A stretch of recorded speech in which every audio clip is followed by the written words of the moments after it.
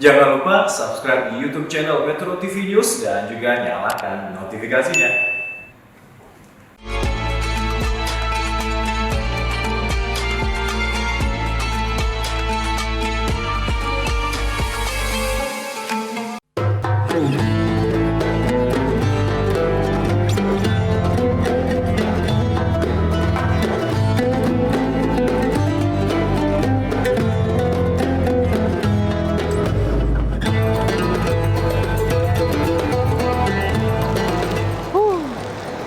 Astagfirullah. Dedek Kodong, kenapa banyak sekali sampah ini? Apa susahnya? Ini sampah begini kalau setelah kita minum dibuang, apa susahnya? Dedek. Beleng-beleng, nah bilang Ustaz beleng-beleng. Nih banyaknya. Kita harus jaga pantai ini. Ada pemirsa. Assalamualaikum warahmatullahi wabarakatuh. Pemirsa dimanapun Anda berada, kita berjumpa kembali di Das Art on Stage bersama saya Arif Brata dan pastinya Pak Ustadz Dasat Latif. Tapi nggak tahu, mungkin dia di sebelah sana. Nah, kali ini saya dan Pak Ustadz akan menemani pemirsa sambil menunggu waktu berbuka puasa. Nah, yang hari ini saya mau bahas, ini temanya adalah kebersihan sebagian dari iman. Nah, itu yang mau saya tanyakan sama Pak Ustadz dulu. Oke, tapi jangan kemana-mana, tetap di Das Art on Stage. Mana Pak Ustadz ini, Dik?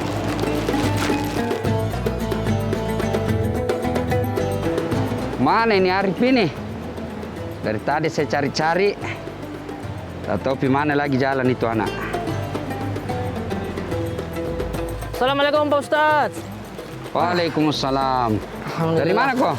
Ini Pak Ustadz, habis clean up istilahnya, membersihkan dulu lingkungan. Banyak sekali sampah Pak Ustadz. Ini orang tidak nabuang sampahnya, nabuang sembarangan. Padahal kan kita tahu sendiri Pak Ustadz, sekarang itu makhluk hidup di laut, kasihan. Kadang dia makan sampah. Yang penyu-penyu itu kadang dia makan sampah plastik. Karena dia pikir itu adalah ubur-ubur. Nah, jadi saya mau tanyakan ini, bagaimana itu soal kebersihan sebagian dari iman? An-nasaufatu minal iman. Iya, Ustaz. Kebersihan sebagian dari iman. Artinya, tidaklah beriman seorang Islam kalau dia tidak peduli terhadap kebersihan. Bahkan hampir semua ibadah yang kita lakukan itu salah satu syaratnya bersih dari najis dan hadas. Oh iya. Sholat harus wudhu dulu toh? Iya. Haji, tawaf harus suci. Tidak bisa kalau kau tidak dalam keadaan suci. Kemudian beberapa lagi pahala-pahala ibadah-ibadah dalam Islam itu syaratnya bersih. Maka tentu orang yang agama dan akhlak Islamnya baik, dia akan menjaga kebersihan. Ya, kebersihan lingkungan. Kita ini disebut khalifatan fil ard. Iya, Pak Ustadz. Pemimpin di dunia ini, ya. Nah, ini alhamdulillah cantik ini alam kita. Sepertinya Indonesia ini memang bagian daripada kepingan-kepingan surga yang ada di Indonesia. Masya Allah. Yang ada di dunia. Coba lihat, kalau kita ke luar negeri, paling sukunya cuman beberapa. Kalau di Indonesia sukunya saja luar biasa banyaknya. Pulaunya bisa sampai puluhan ribu pulau Indonesia. Iya. Bahasa, suku dan lain sebagainya. Alamnya cantik luar biasa. Rib, ini orang-orang bule kayak datang di sini. Iya. Bayangkan, dia duitnya habis ratusan dolar, jutaan lah kalau kita, puluhan juta uang Indonesia untuk sampai ke sini. Mau lihat-lihat pantai. Nah, kita ini dari kampungku keluar saja pantai lagi. Coba, ini orang-orang bule ya mengeluarkan duit sampai puluhan juta hanya mau pergi lihat sawah. Betul, Pak Ustaz. Kita alhamdulillah keluar rumah sudah sawah. Luar biasa kenikmatan yang Allah titipkan di dunia ini, di Indonesia khususnya. Ya, tetapi kita punya kewajiban untuk memeliharanya. Nah, cara memelihara alam ini dengan mencintai kebersihan. Nah, itu Pak Ustaz. Tapi ingat, bersih itu ada dua. Bersih fisik dan lingkungan. Kemudian bersih hati. Nah, ini bersih hati nih, Pak. Ya, kalau dia bersih saja lingkungannya, ya, bersih rumahnya, tapi kotor hatinya, bukan juga orang yang baik. Yang baik itu bersih diri, bersih lingkungan, bersih juga hati dari penyakit-penyakit hati. Penyakit hati ini penting sekali kita tahu. Karena tidak ada orang masuk neraka. Kenapa kau masuk neraka? COVID-19 kah Tuhan? Kenapa kau masuk neraka? Kena ke ubur-ubur. Tidak ada. Tapi kenapa masuk neraka? Saya punya penyakit hati. Karenanya penyakit hati ini perlu ya kita bersihkan. Tetapi bagian daripada penyakit itu adalah kotor. Orang kalau bersih, imannya akan baik seperti yang dikatakan tadi.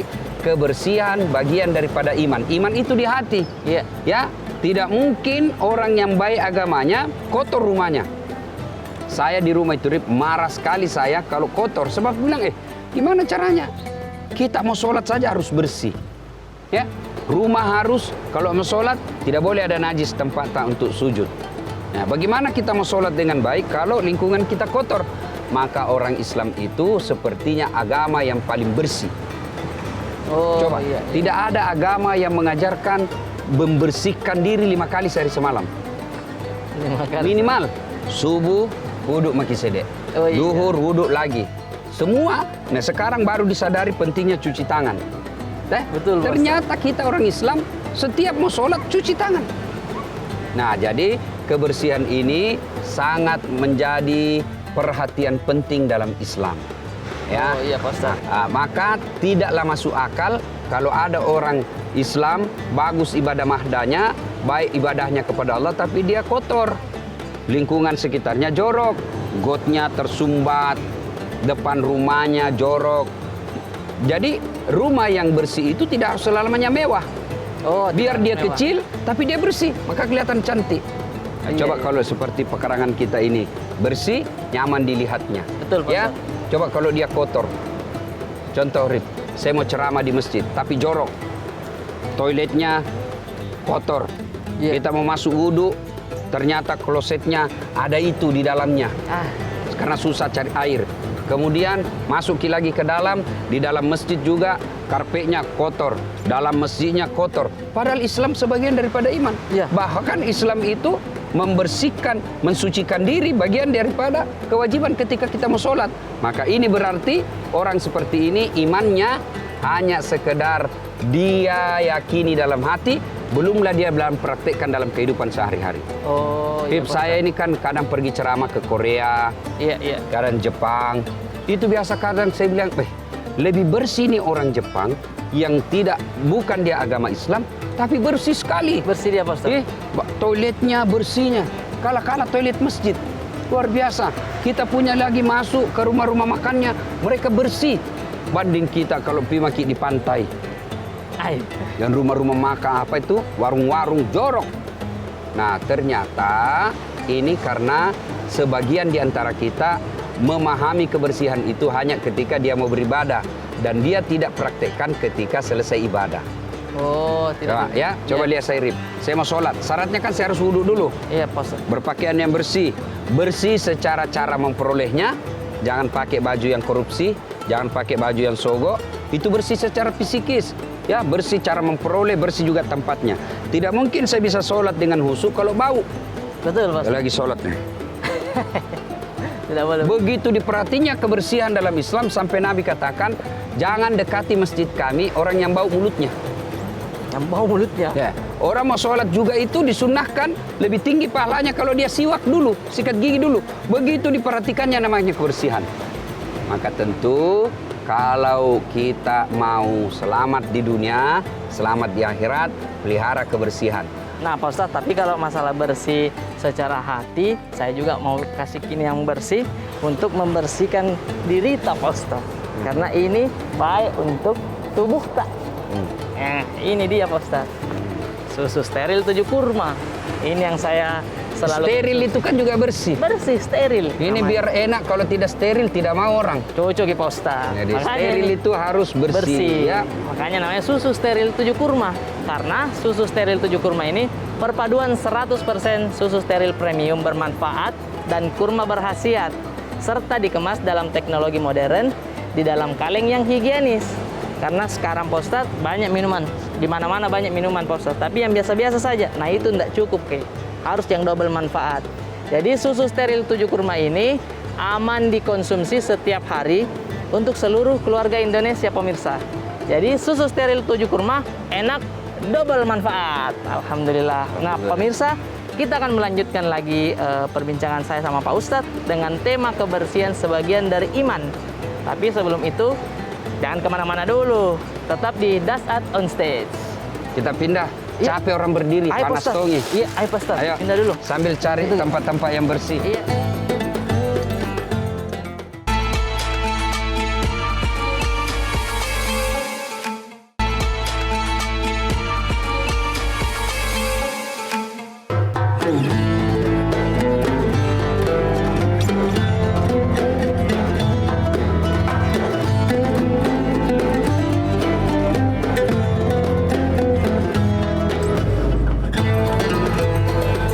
Pemirsa yang terhormat, terima kasih masih tetap bersama kami di Das Art on Stage. Bagaimana kabar pemirsa? Puasa tak? Masih lancar? Alhamdulillah. Saya doakan semoga puasa pemirsa masih tetap terjaga sampai akhir Ramadan nanti. Nah, Pak Ustadz, kita akan lanjutkan lagi pembahasan tentang kebersihan sebahagian dari iman. Silakan Pak Ustadz. Ya, pemirsa yang saya hormati, alhamdulillahirabbil alamin. Wabihi nasta'inu ala umurid dunya waddin. Asyhadu an la ilaha illallah wa asyhadu anna Muhammadan abduhu wa rasuluh. Allahumma salli ala Sayyidina Muhammad wa ala alihi wa sahbihi ajma'in. Amma ba'd. Pemirsa, kebersihan ini menjadi pokok perhatian, salah satu pokok perhatian dalam Islam. Karena ternyata pangkal dari kesehatan itu adalah kebersihan. Iya. Dan agama hadir itu untuk memelihara satu diantaranya kesehatan. Tidak bisa kita beribadah dengan sempurna kalau kita sakit. Tentu ibadah orang sehat jauh lebih sempurna daripada orang yang sakit. Iya, Pak Ustadz. Makanya Islam itu sangat konsen memelihara kesehatan. Dan salah satu pokok pintu masuknya sehat itu hidup bersih. Coba lihat kita dalam keadaan pandemi seperti ini, ya kan? Nah, salah satu protapnya itu kan cuci tangan. Tidak boleh pegang wajah kita kalau tidak cuci tangan. Kemudian pakai masker. Iya. Nah, ini kan menghindari juga hal-hal yang bisa menimbulkan penyakit. Iya, Jadi iya. bersih. Kemudian tempat juga, rumah, segala sesuatu yang bisa diyakini bisa menularkan penyakit harus kita hindari. Nah, sekarang itu kebersihan fisik. Tapi sesungguhnya ada yang jauh lebih penting, yaitu kebersihan jiwa. Kebersihan jiwa. Itulah sebabnya Nabi menjelaskan dalam dirimu terdapat segumpal daging. Ya, apabila segumpal daging itu sehat, maka sehatlah seluruh anggota tubuhmu. Tapi apabila segumpal daging itu sakit, maka sakitlah seluruh anggota tubuhmu. Waktu itu sahabat bertanya, apa gerangan segumpal daging itu? Kata Nabi, dialah qalbu, hati. Ini berarti bahwa penentu utama baik tidaknya orang itu ditentukan oleh hati. Kalau hatinya sakit, biasanya tutur katanya ketus, perangainya merugikan orang, kehadirannya menjadi masalah buat orang lain. Ya, nah, sementara kalau hatinya sehat, tutur katanya enak didengar, kelakuannya membahagiakan orang, kehadirannya menjadi berkah buat orang lain. Bahkan kalau dia hatinya sakit, termasuklah itu dia pasti kotor kelakuannya. Kotor pasti dia punya kehidupan. Penyakit hati yang paling utama dan pertama ini pokoknya ini, yaitu al-mutakhawilu bis shalah. Apa itu? Menganggap enteng sholat. Ini penyakit hati paling besar. Dan ini yang paling banyak. Menganggap enteng sholat. Mana ini prakteknya? Contoh. Arif pasti sangat takut mencuri sendal. Malah saya takut, Kak. Apalagi dibilang pergi korupsi. Apalagi dibilang berzina. Tidak berani. Iya. Tapi pasti pernah juga itu kalau pergi di jalan, tinggalkan sholat. Iya, Pak Ustadz. Ya, kadang-kala anak-anak itu, ya jujur dia. Tidak mau ngambil sendalnya orang, tidak mau ngambil motornya orang, tidak mau melakukan maksiat. Tapi ketika sholat, dia masih berani meninggalkan sholat. Inilah penyakit hati yang paling utama. Meremehkan sholat. Oh, iya, Pak. Orang yang meremehkan sholat itu puncak itu kedurhakaannya kepada Allah. Karena sholat ini adalah puncak pengabdian kita kepada Allah. Coba lihat itu. Ketika Allah perintah umat Islam berpuasa, ayat saja turun. Al-Baqarah 183. Allah perintah zakat, ayat saja turun. Ya, aqimis shalah wa atus zakat. Iya, Pak Ustadz. Allah perintah haji, ayat saja turun. Hijjul baiti, kunjungilah ke rumahku, tanah suci ya. Tapi ketika Allah perintah kita sholat, bukan ayat turun. Tapi Nabi dijemput oleh 4 malaikat, dipimpin oleh Jibril, naik menghadap kepada Allah. Untuk apa? Menerima perintah ini. Ini perintah penting. Tidak boleh dikirimkan melalui ayat saja. Harus dijemput. Ini sholat, orang yang menganggap enteng sholat ini, sesungguhnya dia melakukan, dia telah teridap penyakit yang sangat besar. Bahkan, kata Nabi, salah satu tanda dari kekafiran itu, dia tidak sholat. Bahkan Imam Syafi'i itu menghukuminya, orang yang sengaja tidak mau sholat, ya, lalu disuruh taubat tidak mau, disuruh sholat dia tidak mau, maka kata Imam Syafi'i, kalau dia mati jangan kau sholati. Itu pentingnya ini. Jadi penyakit hati yang pertama, menganggap enteng sholat.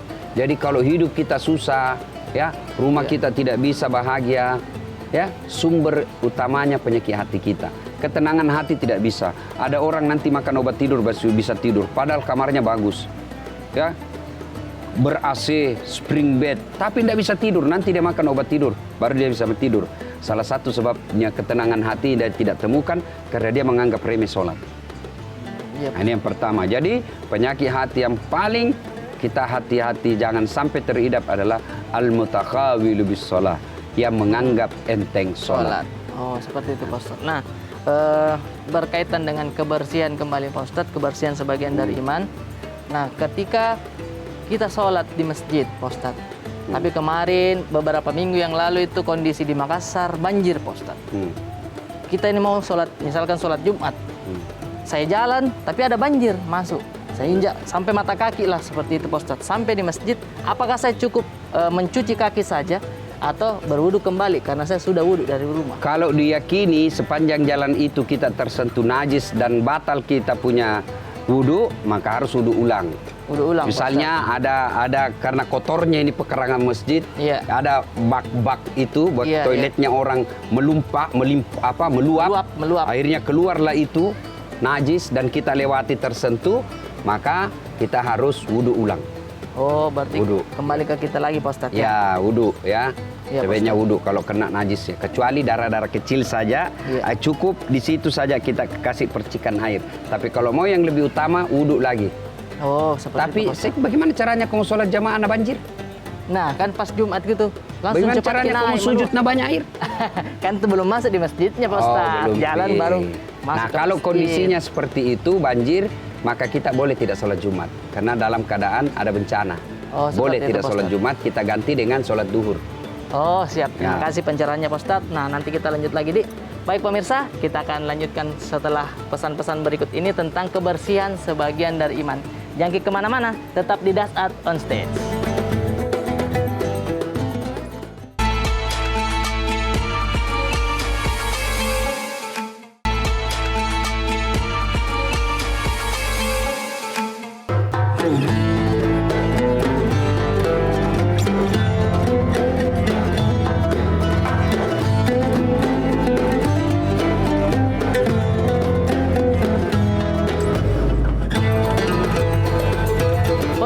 Terima kasih banyak masih tetap bersama kami di Das Art on Stage bersama saya Arif Brata dan tentunya Pak Ustadz Dasat Latif. Nah, Pak Ustadz, saya ingin menyambungkan lagi tadi soal masalah banjir, Pak Ustadz. Kalau masalah banjir, musibah itu kan sebenarnya Pak Ustadz. Tapi banjir itu biasanya tercipta atau ada karena ulah manusia juga, Pak Ustadz. Nah, sementara kita umat muslim lahir di dunia itu menjadi khilafah untuk tugasnya menjaga alam ini. Apakah ini ada penurunan keimanan Pak Ustadz? Silakan Pak Ustadz. Alhamdulillah, salawat dan salam kepada Rasulullah Muhammad SAW. Pemirsa di rumah, saya ingatkan lagi protap kesehatan. Pakai masker, jaga jarak, hindari kerumun, cuci tangan di air yang mengalir. Dan kalau bisa, segera vaksin. Alhamdulillah ya. Nah sekarang tentang bagaimana memelihara alam ini. Iya Pak Ustadz. Ya, seperti kita jelaskan tadi, alam kita ini luar biasa Indonesia ini. Hamparannya luar biasa. Jangan sampai dia bilang, apa itu lagu? Bukan lautan, hanya kolam lusuh. Iya. Tembok nanah menghidupimu. Iya. Kayu ditanam bisa tumbuh. Nah, sekarang itu kalau tidak dipelihara, maka dia akan menjadi masalah buat kita. Masalahnya apa? Dia akan menjadi bencana. Coba, berapa kali Indonesia dilanda bencana? Gempa, tsunami, banjir, kebakaran hutan. Iya. Itu semua bukan karena Allah yang maha menyiksa, tidak. Itu karena kata Quran, ulah tangan-tangan manusia. Nah, dalam Al-Quran Ali Imran ya dijelaskan, itu pertama sebab datangnya musibah, pertama yakfuruna bi ayatillah. Mereka kufur terhadap ayat-ayat Allah. Ya, apa itu kufur? Kufur itu artinya menyembunyikan nikmat Allah. Dia tidak mensyukuri, ya, diberikan nikmat laut, ya, banyak. Ini laut kita kan luar biasa sumber daya lautnya, ya, kepitingnya, lobsternya, itu banyak sekali. Iya. Tapi lebih banyak diambil orang lain. Betul. Ya, disuruh menjadi urus laut, malah menjadi bajak laut. Ya kan? Nah, itu wa yakfuruna bi ayatillah. Pertama. Yang kedua, kalau kita tidak amanah dalam memelihara alam ini, sumber daya alam kita ini, kita tidak urus negara kita dengan baik. Yang kedua penyebabnya, kata Allah, wa yaqtuluna anbiya'i bighairi haq. Mereka membunuh nabi secara tidak benar. Apa disebut membunuh nabi? Bagaimana membunuh nabi, Ustaz? Nah, tidak ada nabi sekarang. Fisiknya kita tidak bunuh. Ya, tapi apa yang disebut menyakiti nabi, membunuh nabi kesian ini? Satu, kita injak-injak sunnahnya. Kalau ada orang kita mau pelihara sunnah, dianggaplah teroris. Orang mau ada dibilang radikal. Yang kedua, kita menghina pewaris para nabi. Siapa pewarisnya nabi? Al-ulama'u warisatul anbiya. Jadi ulama itu adalah pewaris para nabi. Kita tahu halal haram bukan langsung dari nabi, tapi turun dari nabi, sahabat, tabi'in, masuk ke ulama. Dari mana kita tahu halal haram? Dari mana kita tahu rukun-rukun ibadah? Itu dari ulama. Nah, ulama kalau dilecehkan, dihina, orang lebih dihargai itu artis daripada ulama, ya, dihargai itu kontraktor yang korup daripada ulama. Nah, maka tunggu, akan datang itu bencana. Tapi ini tidak bisa dikaji melalui ilmu. Dia hanya tinjauan iman. Iman saja. Iya, Pak Ustaz. Yang ketiga, penyebab rusaknya alam ini, datangnya bencana, yang bahasa Qur'annya mengundang datang bencana, wa kanu yaqtadun. Mereka telah melampaui batas. Mereka telah melampaui batas. Bayangkan kalau korupsi, ada orang kasihan setengah mati cari uang, rumah saja setengah mati, sudah anak cucu tidak punya rumah, dibikinkanlah rumah tipe yang sangat menyedihkan, RSSS, rumah sangat sempit sekali, kasihan. Ya toh, dikorup lagi. Ya, nama keterlaluan. Korupsinya, satu orang korupsi sampai puluhan sampai ratusan miliar. Ya? Nah, itu mereka melampaui batas. Ya, kemudian yang keempat, kalau kita tidak mengurus ini dan penyebab datangnya bencana alam ini, ya, dzalika bima azdau. Ya, mereka berbuat zalim secara terang-terangan. Oh iya, Ustaz. Mereka buat zalim terang-terangan nih. Kebayangkan, secara terang-terangan dia korupsi, tidak malu lagi. Secara terang-terangan dia berzina, tidak malu lagi. Secara terang-terangan dia memfitnah, membohong. Bayangkan, lihat politisi kita, bohong dianggap biasa. Nah, kalau sudah begitu, tunggu nih, pasti turun azab Allah. Allah, inna azabi lazadid. Sungguh azabku sangat pedih. Oh iya, Pak Ustaz. Nah, sekarang kita lanjut lagi. Iya. Penyakit hati. Tadi itu kan ya, menganggap enteng sholat. Yang kedua, sombong. Sombong, Pak Ustaz. Itu sombong ini tidak boleh kita pakai. Kenapa? Sombong ini pakaiannya Allah. Ya, makanya salah satu nama Allah dalam Asmaul Husna itu disebut Al-Mutakabbir, yang maha sombong. Kenapa? Karena hanya Allah yang tak terbatas. Apa yang kita mau sombongkan? Orang bilang di atas langit ada langit. Apa yang kita mau sombongkan? Nah, biasanya kata Nabi menginformasikan sebab-sebab masuknya kesombongan itu satu, bertambahnya ilmu. Oh iya. Ini bisa memicu orang sombong. Tadinya sama ke SMA, tidak terlalu cerdas. Tiba-tiba dia dapat gelar doktor, tiba-tiba dia dapat gelar profesor, mulailah dia sombong. Pulang kampung semua orang diremehkan. Orang ada di kampung bermusyawarah di masjid. Apa anda? Saya ini. Sudah, nganggap remeh orang lain. Oh, iya, Jadi Pak Ustadz. sombong itu Rip ada dua karakternya. Apa saja itu Pak Ustadz? Ya, saya pakai barang mahal belum tentu sombong. Saya pakai sepatu mahal belum tentu sombong. Pakai sepeda mahal belum tentu sombong. Lalu kapan disebut sombong? Ketika menolak kebenaran, menganggap remeh orang lain. Oh iya Pak Ustadz. Mentang-mentang, itu mahasiswa aku itu. Saya ngajar dia. Apa dia mau tahu itu? Meremehkan orang lain. Oh, Sombong. iya, iya. Yang kedua, menolak kebenaran. Sudah disampaikan, menolak kebenaran. Abu Lahab itu, dia lihat mujizat. Dia lihat kekuatannya Nabi. Dia tahu itu mujizat. Tapi dia tolak masuk Islam karena dia sombong. Dia bilang apa? Muhammad anak baru kemarin. Saya lebih mulia suku saya daripada dia. Kesombongan. Nah, orang yang sombong itu pertama bertambahnya ilmu. Iya. Ya, baru sombong. Apa yang kita mau sombongkan dengan ilmu? Kata Allah dalam Al-Quran, wa ma utitu minal ilm illa qalila. Saya tidak berikan kamu ilmu kecuali sangat sedikit. Apa yang kita mau sombongkan? Ilmu, profesor, doktor, banyak sekali ilmunya, tapi tiba-tiba pikun. Sama saja. Apa yang kita mau sombongkan dengan ilmu? Iya Pak Ustadz. Ciri-ciri orang ustadz pun ada yang sombong dengan ilmu yang dimiliki. Karakternya mana? Dia tidak mau menerima perbedaan pendapat. Hanya dia yang mau benar. Begitu manhajnya, ya, taklimnya hanya di sini. Dia tidak mau dengar ustadz yang lain. Bahkan pakai kategori-kategori ustadz sunnah. Ini ustadz tidak sunnah. Ya, kalau dia tidak sama organisasinya, tidak sama komunitasnya, dia tidak mau terima. Padahal bagi saya, makin banyak kau dengar ulama, makin banyak kau tahu, makin bagus. Makin banyak Ya, ilmu kita makin dapat. banyak kita ilmu, makin banyak. Segmen kita jangan terbatas. Oh iya. Mentang-mentang komunitas ini tidak mau. Berbeda manhaj, yang satu dia kafirkan.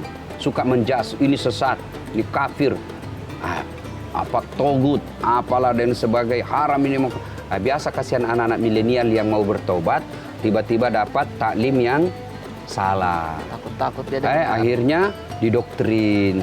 Ya, Iya, ini iya, ya. Jadi saudara-saudaraku kalau sudah ada taklim yang didengar selalu mengkafir-kafirkan, anggap togut, demokrasi haram, sebaiknya carilah jalan yang pengajian-pengajian yang lebih mendamaikan. Carilah pengajian-pengajian yang lebih rahmatan lil alamin, yang lebih menyejukkan. Amin. Nah, itu yang kedua. Iya, Pak Ustadz. Penyebab datangnya sombong, kata Nabi adalah bertambahnya harta. Yang tadinya biasa-biasa. Tiba-tiba dapat pembebasan lahan. Wih, Pernah beli tanahnya. Ini yang pernah kita lihat di mana itu ya? Pembebasan lahan dari perusahaan Pertamina langsung menjadi miliarder semua di kampung. Iya, satu itu. kampung. Sampai macet di kampung itu karena mobil. Ternyata sudah itu bertabrak-tabrak mobil. Karena beli semua mobil dia. Nah, tiba-tiba dia sombong dengan kekayaannya. Apa yang kita mau sombongkan dengan kekayaan kita? Ya, banyak duit, banyak tabungan, tapi kalau Allah marah, dititipkan penyakit dalam diri kita sehingga banyak duitnya tapi tidak ada bisa dimakan. Nah, itu penyebab sombong. Kemudian yang ketiga, penyebab sombong itu datangnya sombong adalah bertambahnya pangkat. Yang tadinya rakyat biasa, tiba-tiba jadi anggota DPR atau menangi pilkada. Dia mulai sombong. Jangan, karena jabatan ini hanya sementara saja. Apa kamu sombongkan? Wali kota 5 tahun, 2 periode 10 tahun. Sudah itu, wabillahi taufiq wal hidayah. Gubernur mau kau sombong, presiden mau sombong. Ya. Apa? Kapolres mau sombong. Pakai pintamu ketika kau pensiun, bilang kau orang gila. Padahal sudah pensiun masih dipakai. Ya. Nah, itu yang keempat, penyebab datangnya sombong kata Nabi adalah bertambahnya ibadah. Oh, seperti itu. Tapi tahan dulu Pak Ustadz. Pemirsa, semakin menarik ini ilmu yang disampaikan Pak Ustadz ke saya dan juga pemirsa. Tapi jangan kemana-mana dulu. Tetap di Dasat on Stage.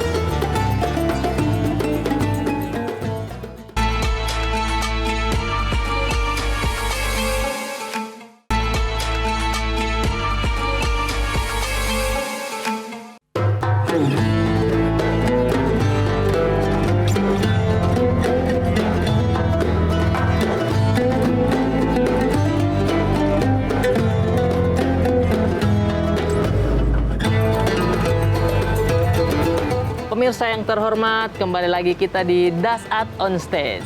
Nah, pemirsa, kita akan lanjutkan lagi kembali nih. Pak Ustadz tadi terpotong sampai di poin 4, Pak Ustadz. Ya, kesombongan. Jadi, iya, betul. penyakit hati yang paling parah buat kita adalah sombong. Iya, Pak Ustadz. Sehingga dalam hadits qudsi Allah jelaskan ada 3 temannya setan di dunia. Oh, 3 Pak Ustaz. Temannya setan. Iya. Ya, satu di antaranya kata Allah, ghaniyun mutakabbir. Ganiun mutakabbir. Orang kaya yang sombong.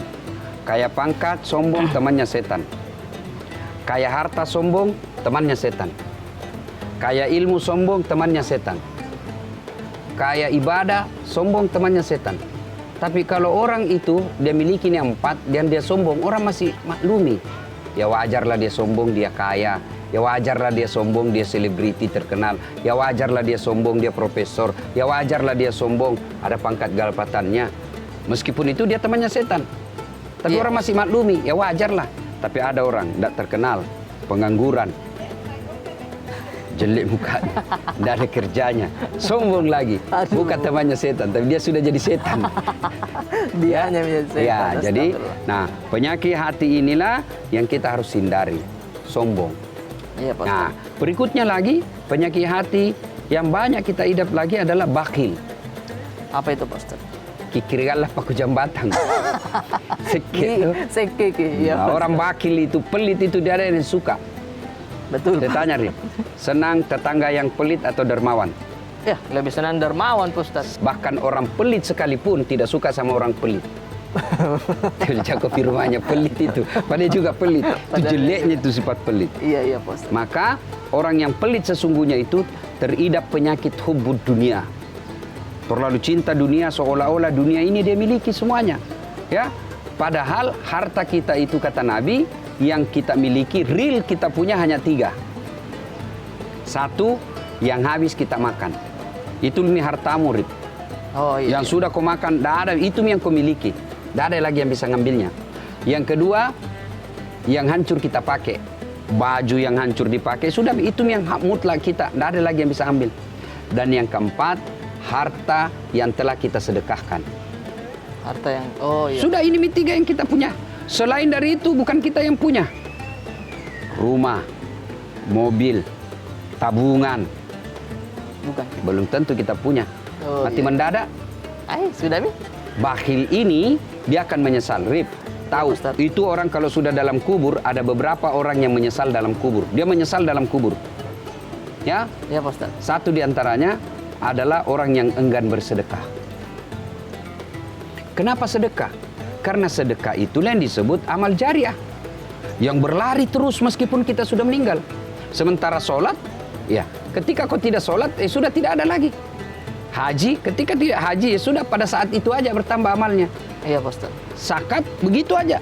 Tapi sedekah, amal jariah, meskipun kita sudah wafat, itu amalnya tetap mengalir. Tetap jalan di, iya. Nah, kenapa orang biasa pelit? Karena dia merasa bahwa susah cari duit. Dia tidak percaya bahwa rezeki itu Allah yang ngatur. Kan ada 3 rahasia Allah itu di dunia yang tidak boleh kita campuri. Apa saja itu Ustaz? 1, jodoh. Ya kan? Iya. 4 tahun pacaran. Tidak jodoh. Woi, tidak jadi. Begitu putus pacaran sama laki-laki lain. Baru 1 minggu dikasih nikah. Kenapa? Didapat di Satpol PP. Ya kan? Tuh. Yang kedua, Iya. yaitu adalah ajal. Ajal. Kalau bukan ajalnya, ini ajal ini biar dia mau sekali mati tidak akan mati. Begitu juga biar dia tidak mau mati kalau tiba ajalnya, itu urusan Allah, hak prerogatif Allah. Ada orang mau bunuh diri kan? Iya Pak Ustaz. Dia minum racun. Ternyata lebih banyak masuk hidungnya daripada mulutnya. Tamun-tamun tanda jadi mati. Mau bunuh diri lagi, dia iris urat nadinya. Ternyata urat nadinya dia pakai pisau apa? Pisau tumpul. Tak jadi lagi mati. Ketiga kalinya dia mau bunuh diri lagi, dia lompat masuk ke dalam sumur belakang rumahnya. Ternyata dia lupa waktu itu musim kemarau. Tidak jadi lagi mati. 3 kali tidak mati. Kalau bukan, ajal itu sudah ditentukan Allah. Dan yang ketiga adalah rezeki. Rezeki. Coba lihat, Rip. Ada orang sama-sama bersampingan rukonya. Sama Iya, jenis jualannya, Iya. sama harganya, sama teknik promosinya. Ada yang laris, ada yang begitu-begitu saja. Bahkan ada yang tutup, Betul bangkrut. Ustaz. Iya. Ya kan? Itu menentukan bahwa rezeki bukan bukan manusia yang tentukan, Allah. Allah, Saya iya. contoh ya, kalau saya pulang kampung ke Pinrang, ada kan di situ penjual-jual jagung di Baru. Iya, banyak itu Pak Ustaz. Banyak di pinggir jalan kan? Iya. Nah, biasa kan kita bilang, saya bilang sama driver, sehingga kau di nomor 9 nah, tak taunya rem di nomor 11. Itu menunjukkan bahwa Allah bukan rezekinya nomor 9, rezekinya nomor 11. Tak rem di nomor 11. Iya kan? Nah, itu bahwa rezeki Allah yang ngatur. Selain lingkungan, apa aspek manusia ini yang harus kita jaga lagi, Pak Ustadz? Kebersihannya. Ya, kebersihan lingkungan, kebersihan kerja, ya bersih secara fisik, lahir dan batin. Tapi saya heran, di rumah sakit banyak yang kotor. Iya, Jangan salah rumah satunya sakit, juga di masjid, Pak Ustadz. bahkan masjid sekalipun. Iya, betul. Sampai kan gampang sekali orang kalau mau dapat masjid. Nggak perlu ditanya, mana saja bau pesing. Bau Iya. amis saya di situ itu toiletnya. Iya, Padahal betul, kita Ustaz. katakan kebersihan bagian daripada iman. Iya, iya. Maka untuk masa pandemi ini ya penting menjaga kebersihan hati, juga penting menjaga kebersihan lingkungan. Nah, Itulah yang diistilahkan bersih lahir batin. Bersih lingkungannya, bersih hatinya. Kalau sudah bersih seperti ini, insya Allah terwujud yang sehat. Nah, oh yes. Nah, Pak Ustadz, tapi kalau misalkan ada manusia atau ya teman lah seperti itu, Pak Ustadz, lagi sholat Pak Ustadz di masjid. Tapi mohon maaf dia agak bau begitu, Pak Ustadz. Nah, dia kan tidak tahu itu orang lain saja yang Ya. kena hidungnya yang seperti Saya ini. sering begitu, sering. Iya, Pak Ustadz. Makanya Nabi katakan kan jangan mendekati masjid kami yang bau mulutnya. Iya, iya. Maka apalagi kalau subuh itu disunahkan sikat gigi dulu. Sikat Itulah gigi sama dulu, teman-teman Pak kita di tablik itu kalau mereka mau sholat itu kan dia siwak dulu. Siwak Tapi Nabi itu tidak siwak di depan sahabat, kan tidak sopan kalau itu, ya kan? Iya, Nah, Pak. ketika wudhu siwak. Kenapa? Apalagi sudah makan pete misalnya, takbir Allahu Akbar.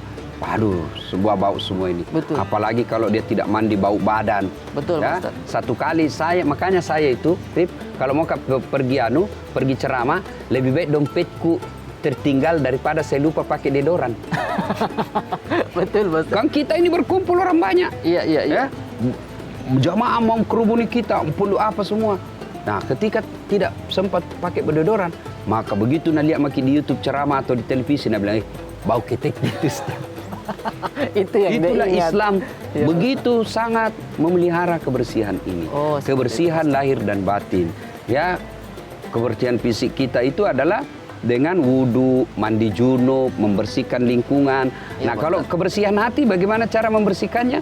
Ala bizikrillahi tatma'innul qulub. Dengan berzikir, baca Quran, istighfar, memuji-muji Allah, dengar pengajian, itu cara mengobatinya. Oh, iya. Kalau hati yang sudah kotor. Jangan sampai kau mentang-mentang membersihkan, ini kita pakai pembersih lantai. Iya. Untuk membersihkan lantai masjid. Begitu dia mau bersihkan hatinya, dia minum itu pembersih lantai. Bukan begitu maksudnya, Mati ya. mau gentu ya. Betul, Pak Ustadz. Karena kalau kita bersih, lingkungan kita bersih, otomatis kita juga sehat, jiwa kita sehat. Nah, Ya. selain itu, selain menjaga kebersihan, harus juga sedia ini yang steril-steril, Pak Ustadz. Ya. Susu steril 7 kurma. Nah, pemirsa, saya ingatkan sekali lagi, susu steril 7 kurma ini perpaduan 100% susu steril premium bermanfaat dan kurma berkhasiat, serta dikemas dalam teknologi modern di dalam kaleng yang higienis. Ya, higienis ini bersih, insya Allah. Dan susu steril 7 kurma ini aman dikonsumsi setiap hari untuk seluruh keluarga Indonesia. Karena sekarang Pak Ustadz, kalau minuman biasa-biasa saja, tidak cukup. Harus yang double manfaat. Double manfaat. Betul. Jadi, Dapat susunya, dapat kurmanya. dapat kurmanya. Dan juga dapat sunnahnya. amin. Susu steril 7 kurma, enak, double manfaat. Alhamdulillah, terima kasih banyak Pak Ustadz. Terima kasih kembali. Ya, karena sudah memberikan pencerahan pada hari ini dan juga semoga bermanfaat untuk pemirsa di rumah. Dan bermanfaat buat kita semua. Amin ya Rabbal Termasuk Alamin. kepada saya. Betul Pak Ustadz. Semoga kita semua bisa menjaga kebersihan karena kebersihan sebagian dari iman. Akhirnya saya Arif Brata pamit dan juga Pak Ustadz Dasat Latif mengucapkan selamat menanti ibadah buka puasa. berbuka puasa. Betul. Wabillahi taufiq wal hidayah. Wassalamualaikum warahmatullahi wabarakatuh. Mari kita Metro TV